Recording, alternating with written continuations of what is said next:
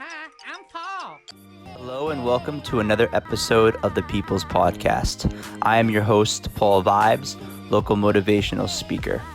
Our show is all about spirituality, self-development, connection, wellness. Please be sure to subscribe and follow us on a variety of different social media pages. If you know somebody that would be a great guest to our show or sponsor, please reach out. I hope you enjoy the episode. Hello everybody, Paul Vibes here. Welcome to another episode of the People's Podcast. I have two amazing guests, two great brothers. Welcome Chris and Kevin. How are you guys?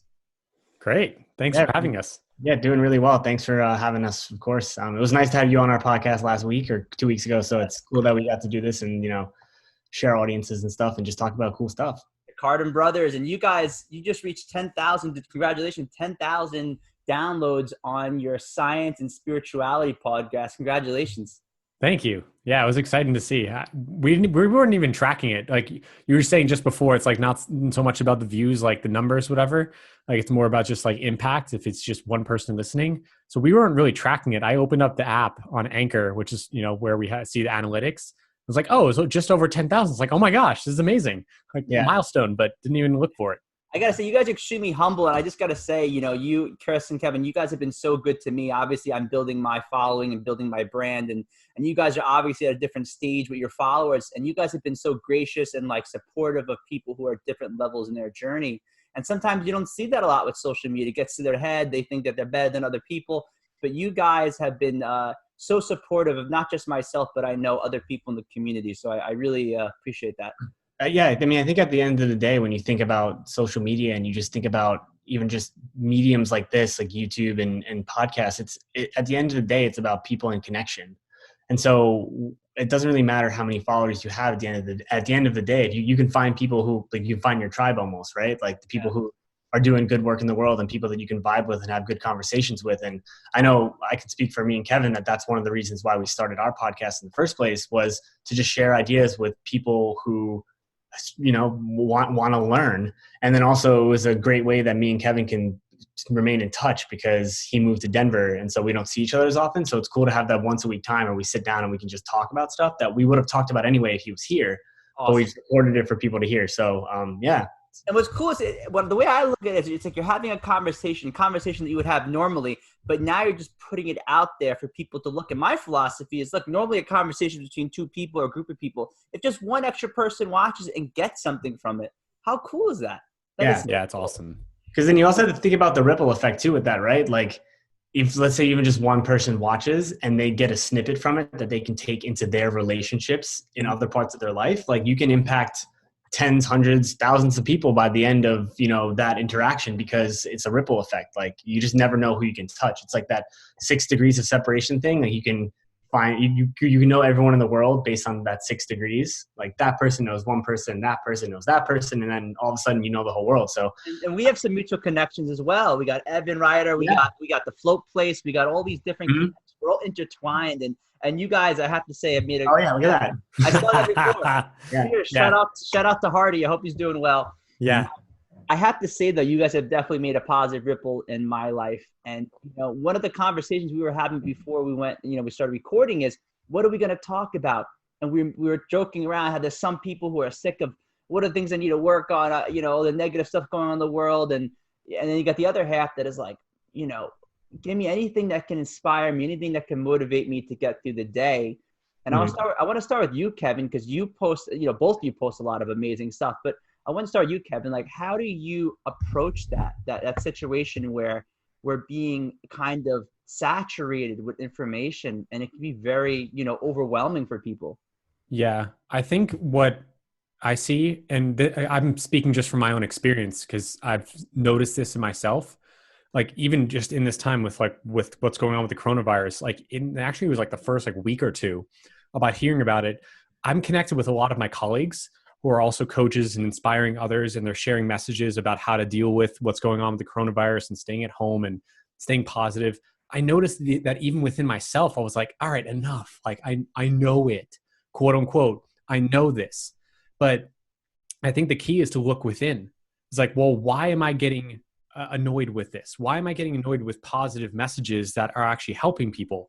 And what I noticed for myself, and what I think is really what's going on if someone is kind of just like done with it, like, oh, I don't want to hear more about this positivity stuff. Like, we just need to get through this. And I think the thing is that we have that place within us that is not ready for that information and not actually accepting it. And we're actually mad at ourselves for not practicing what we know is actually good for us. Like, so there's that, like, yes, it's like I anger agree, that's 100%. Yeah, it's directed at the wrong place. You know, like, we're angry at say a person spreading positivity, but it's really like we're actually just need to look in the mirror. So yeah.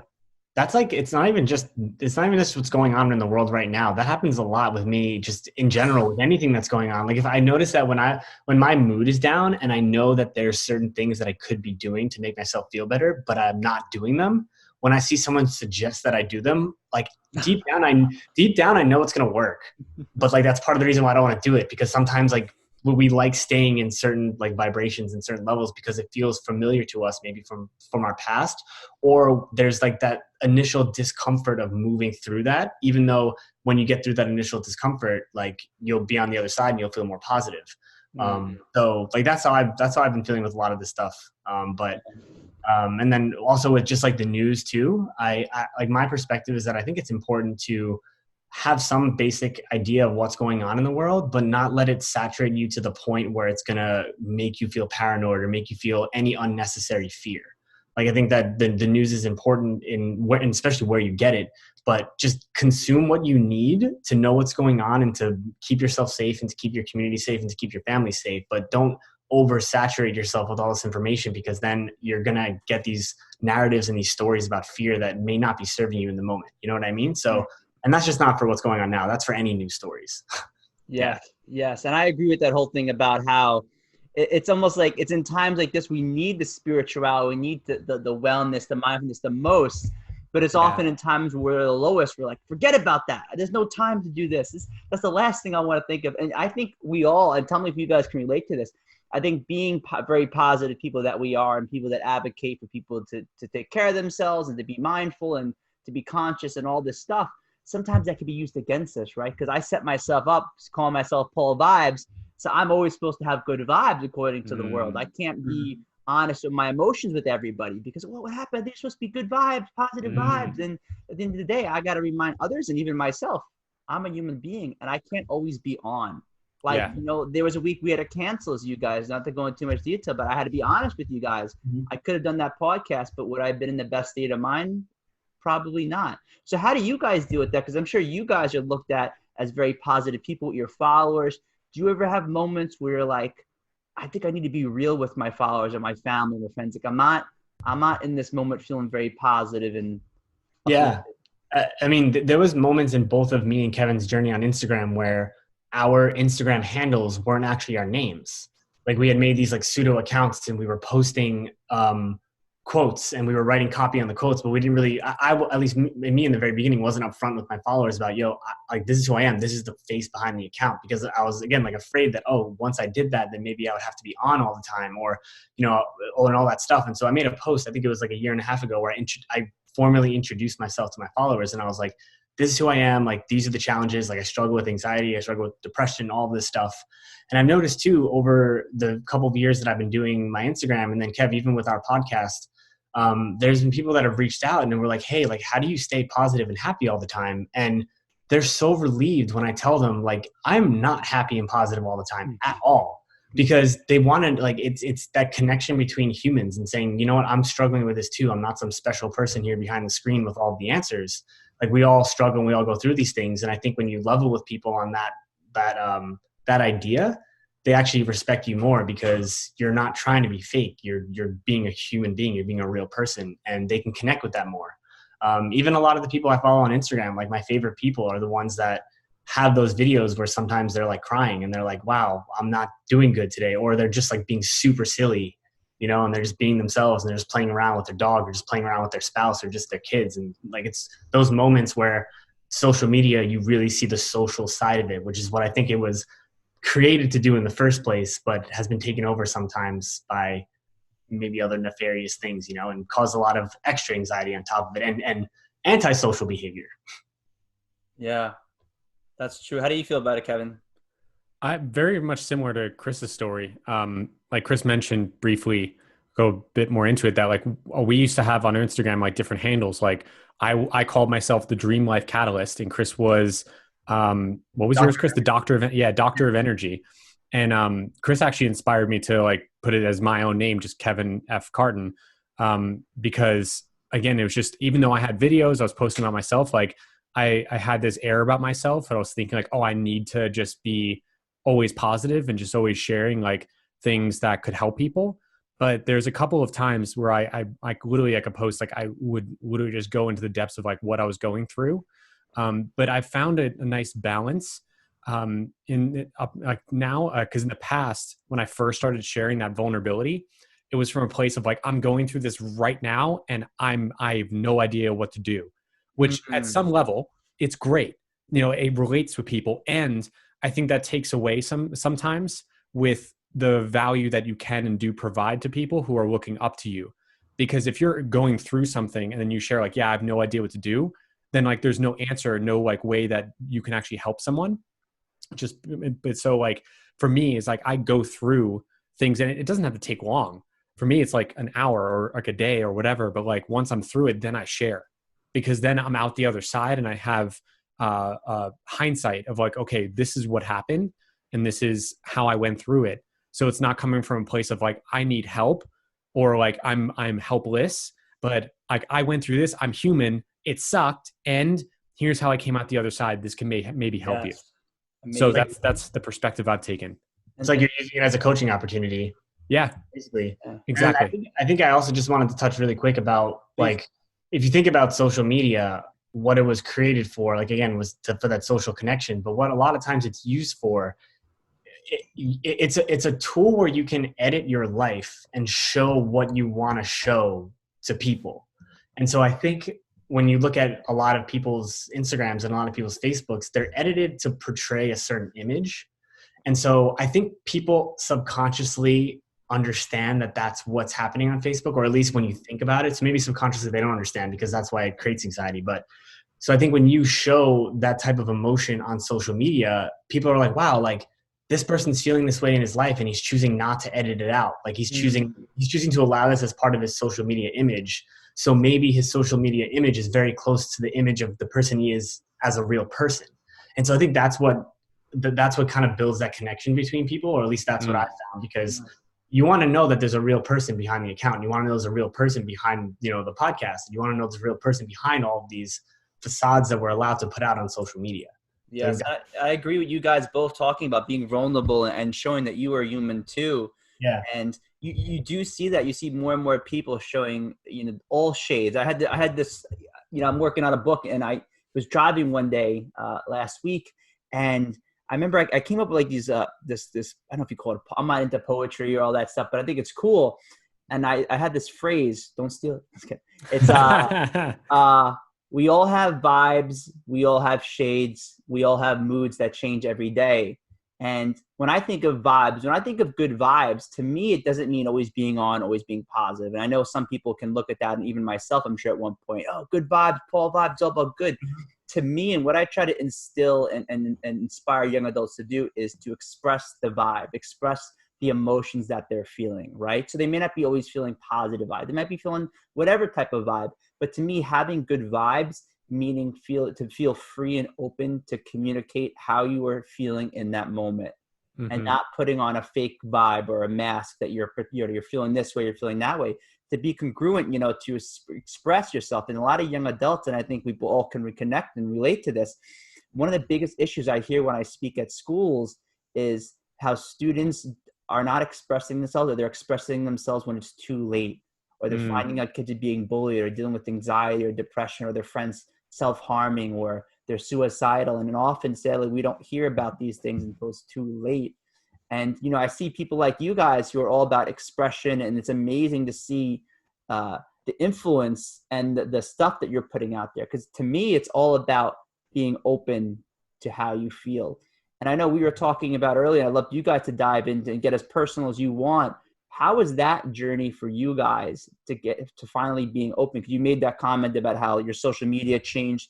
Can you guys maybe share, I don't know if, Chris, you want to go first on how that journey for you was, you know, in opening up and really being real, not just on social media, but maybe with your loved ones. Yeah. I mean, it starts, I mean, for me, it starts way back, even before college. Like I was going to say, like, even if you didn't ask me this question, that in high school and like middle school, like I wasn't open at all. Like I didn't have an outlet to express my emotions because I feel like it's not something that you're really taught. It's kind of something that you got to figure out unless you have a mentor who's going to teach you how to sit down and actually process emotions. And one of the biggest things with processing emotions is actually allowing yourself to feel them in the first place. Because I think, again, like growing up, I mean, maybe even like in a classroom where you're supposed to sit, you're supposed to be quiet, you're supposed to raise your hand, like all that kind of stuff. Like you're kind of taught to suppress things at certain points. Like it's not socially acceptable to start crying like in the middle of a high school class, right? Like, so we're kind of taught to bottle up emotions. And when you bottle up emotions, the emotions can't rise up and move. Because you really think about it, if you allow yourself to feel an emotion, it kind of dissipates pretty fast. But if you resist the emotion, that's when it starts to stay longer and longer. And so for me, what I noticed especially in college too, when I started to go through a lot of hard times, and that's when really my depression and anxiety started to come out, that when I shared my experience with my really close friends, they reciprocated and started sharing their own experiences about times when they felt that way too. Because humans are all about connection. And we have these mirror neurons in our brain that want to relate to others. Like that's just how it is.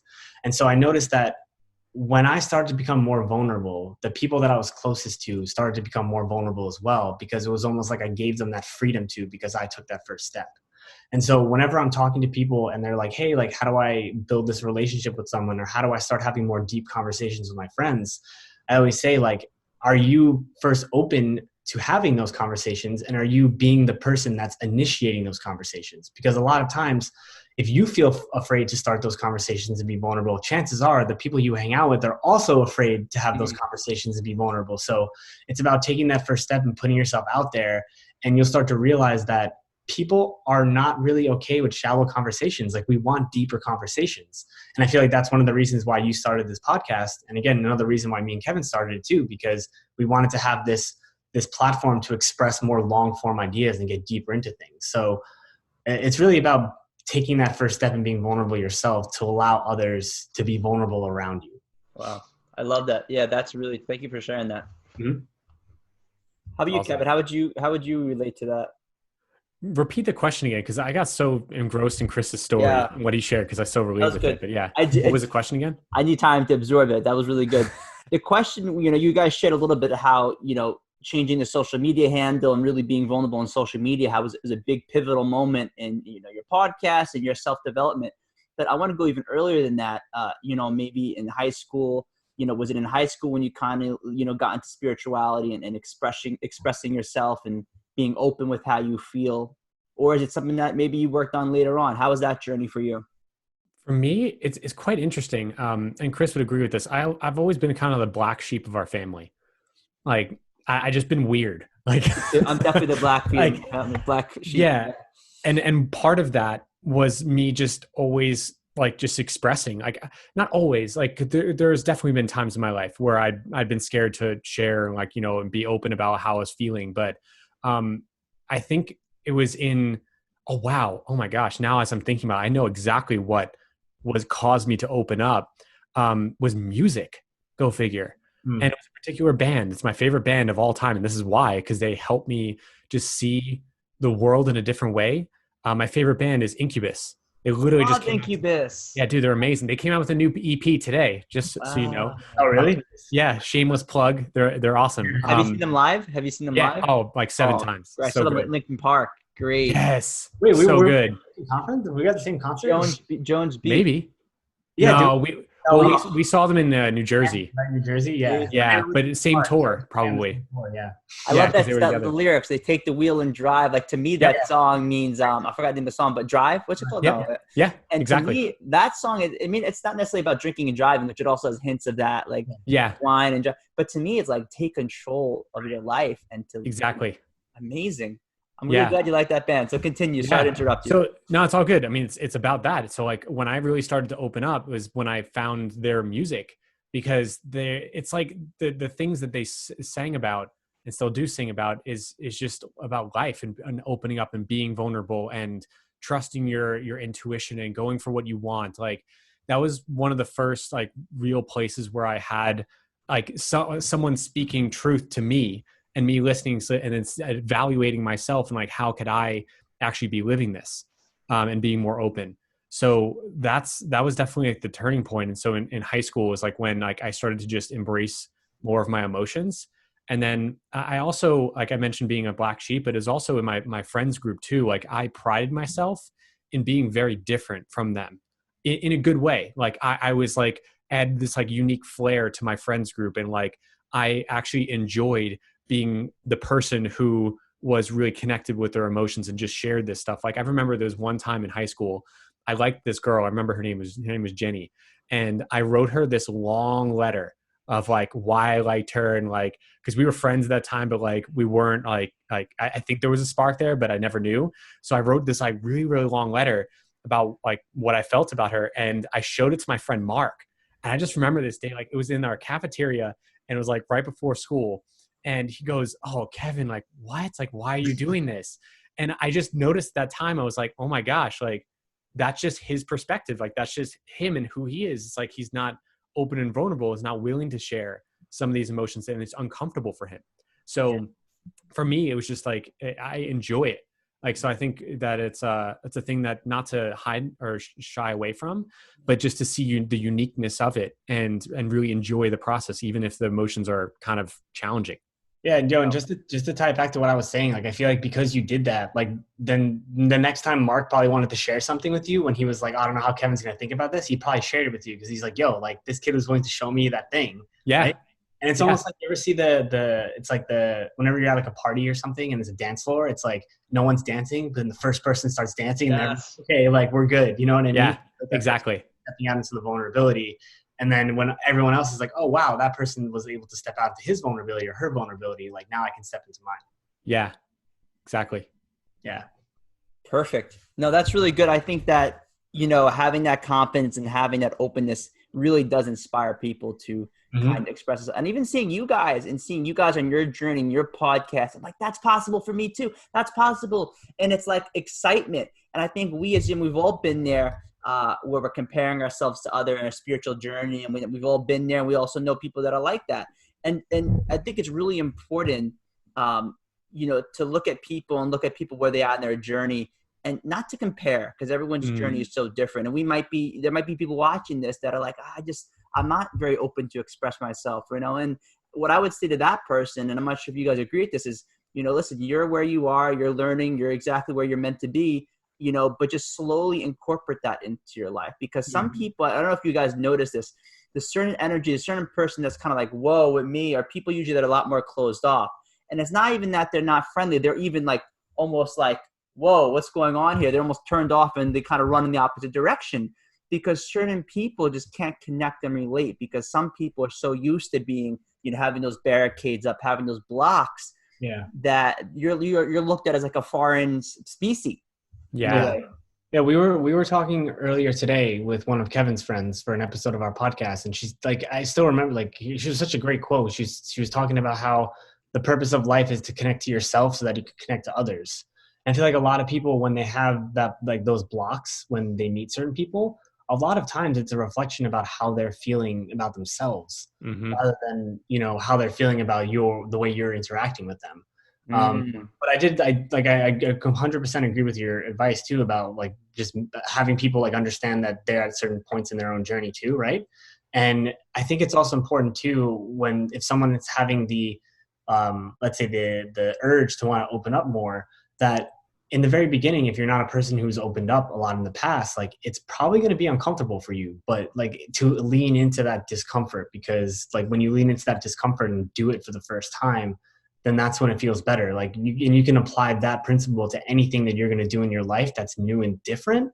Like our nervous systems, like this is like from like a biological, physiological perspective, like our nervous systems are going to label anything that we haven't done before as scary. And it's going to want to protect you from that experience, because your nervous system's job is to keep you alive. And that's just from evolution. Like you wanted to stay away from the tiger because it was scary and it was different, right? So we apply that same kind of physiology to ideas and to things that we want to do. We see something and we're like, holy crap, we've never done it before. And so we get this fear. but it's about leaning into that fear and understanding that that fear is there to protect you, but this is not something you actually need to be protected from. Like you got to lean into that vulnerability sometimes. And it reminds me of habits too. And you guys talk a lot about building healthy habits and, energy and different things like that. It's even like a habit. Like if you have a bad habit, it's not going to change overnight. You got to build new pathways in your brain by incorporating new habits, and those pathways get, stronger and stronger as time goes on. And speaking of fear, when I started this podcast, when I went back to school past fall for social work, I was scared. In my mind, I was saying I could either do one or the other. I either can go to school or I can, do the podcast and my motivational speaking. There was a lot of fear. I was like, there's no way to do both. I don't even know if I could do one at a time. And here I am, through my spiritual journey, going to Peru and other exciting experiences, made me realize that I can do both. There could be the coming together of multiple things. Because for me, the podcast and the other things I'm doing as a speaker, it recharges me. I enjoy it. How do you guys find, in bringing balance and bringing new things into your life? How do you find that as you go deeper into your spirituality? Go. You wanted to go, Kev? For me, it's something Chris said. Just one phrase, and this has been like in my mind for the last 5 minutes about how to really do this and going for new things, it's leaning in. I like that. Or another phrase I use because yeah. Oh wow, that's awesome. It says lean in. Yeah. Another way to say it is do an experiment with your life.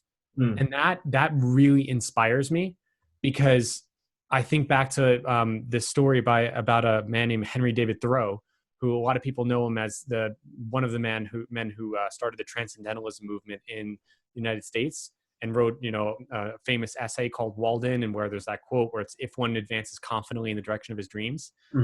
He did an experiment with his life and discovered a lot of these universal truths. And I'm inspired by his journey. And I even went to Walden Pond and walked his around his place and just, been inspired by him. And so it's just that idea of just doing an experiment. It's what if? Because a lot of people have the what ifs about what could go wrong, but what about having the opposite perspective? Well, what if this could go right?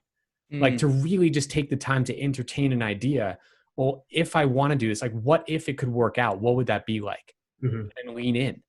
Because of course it's going to be scary. And that's just, again, our nervous system, their biological response. But it's a part of our evolutionary journey and our spiritual journey to know that we are not our bodies, and we get to choose. We as the spirit, we as the soul get to choose to lean in or not. It's not, our body doesn't run the game. Our mind, our brain doesn't run the game either. And so we can override these natural tendencies to hold back and to lean in, so that we can find the truth. Like you were sharing, Paul, that you could do both. It's just finding those truths. It reminds you that saying, nothing is neither good or bad, but the mind that makes it so. So the mind can make up any situation. We could all look at one situation and get different interpretations of that situation. And we're all true in our own way, because biologically our mind and our body, and I know Chris, especially, you talk a lot about this, especially with your background as an acupuncturist. You talk a lot about the mind-body connection. And when you're in that fearful, maybe anxious, depressed fearful state, that's affecting you biologically. For sure. Yeah. And just to tag team off of Kevin's answer there, when you're starting a new habit or a new pattern, and you have to understand that there's going to be some integration period because of this amazing thing that we have called the nervous system. You have to work with it. So going in with that awareness that, hey, this is going to cause me some discomfort because I'm changing my current patterns. I'm changing the circuitry in my brain. I'm changing myself.